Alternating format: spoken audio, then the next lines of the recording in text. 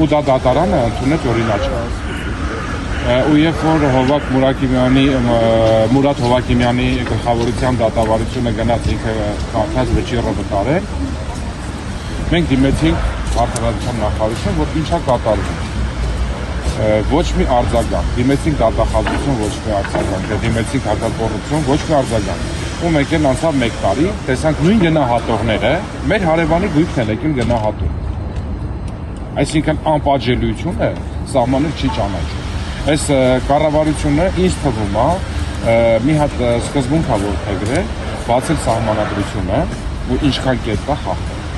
Որպես կանոն կրետորն է շարժվում, որպեսզի ավելի պարզվի հեռուստաճյուղներն է, խնդրեմ հստակ ասել,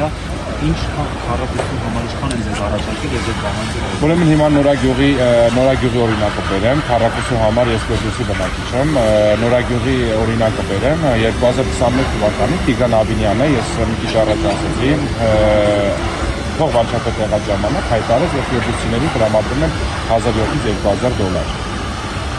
Բայց երբ որ գնահատումները ստացան բնակիչներ, այդ ժամանակ բազմաթիվ բնակիչներ կա, շեմը չէր հատում $1000 քառակուսի մետր։ Հիմա իրան նորից Տիգրան Աբինյանի գլխավորությամբ հայտարարվել է $1600 Նորագյուղը։ Ուղղակի իմ մոտ հարց առաջանում, այն ժամանակ հայտարարվեց չեղավ։ Հիմա հայտարարվում է Նորագյուղը մտածում է, որ $1600 օրինակի համար։ Բայց դա չի լինելու։ Իսկ լուծումները, հա, երբ որ Սրբուի Գալյանը կամ տեղակալը զեկուցում են, հա շատ վառ, չգիտեմ, եթե վառ ակնոցներ դնենք, կարանք վառ տեսնենք, բայց իրականությանը բացարձակապես չի համապատասխանում։ Ես կոնկրետ այս պահի դրությամբ ապրում եմ շինարարները, ոնց որ բացի թողի վիճակում է, դուք չեք պատկերացնի, հիմա որ գնանք մեր հայատ փորձենք, ասենք անցեք, չեք կարողանա, այսինքն Կիրզովի սապոկ կարող է պետք է հագնենք ու այն աշճանի արդեն ապօրինությունը, որ նայեք թվարկեմ, հոսանքը, ջուրը,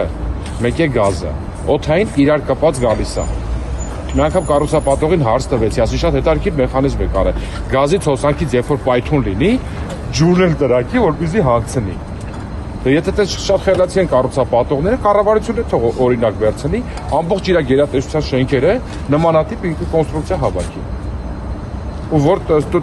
տրուբի նայում ես ինքը շարժում, այսինքն չէ, իրանք պետք է անեն ինչ ուզում են։ Իսկ դատարանը կոնկրետ ինքը բացարձակ ամեն ինչի վրա աշկա փակում, քանի որ հստակ, դաժե ես ավելին ասեմ, Վարյա Սաֆարյանի գործը, որ գտնում է դատարանում Մուրադ Հովակիմյանի գլխավորությամբ ընթանում է,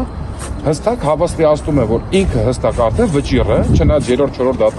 դատական նիստն որ գնում ենք, բայց արդեն վճիռ իր մոտ դրած է։ Մենք ինչա կարդալու։ Պրոստը բեմադրություն է, որ կատարում են։ Խնդրում ենք, ասում ենք լրատվամիջոցները թողան, որ բացահայտեն, թե ինչա կատարվում, բաց նիստ է ի վերջո։